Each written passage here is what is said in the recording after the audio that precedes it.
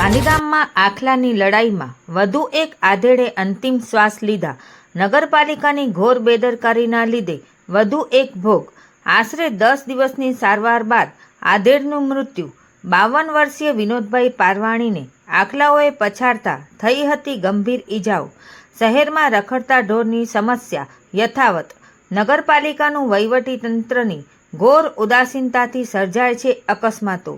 આખલાએ અડફેટે લેતા વિનોદભાઈ પારવાણીને થઈ હતી બ્રેઇનમાં ઈજાઓ. આદિપુરની ડિવાઇન લાઇફ હોસ્પિટલમાં સારવાર બાદ ગઈકાલે જામનગર રિફર થયા હતા. સોમવારે સાંજે લીધા અંતિમ શ્વાસ. બનાવથી લોકોમાં ભારે આક્રોશ. નગરપાલિકાની ઘોર બેદરકારીનો હજુ કેટલા લોકો ભોગ બનશે? હવે તો નગરપાલિકા તંત્ર ગંભીર બની રખડતા ઢોરની સમસ્યાનો લાવે ઉકેલ.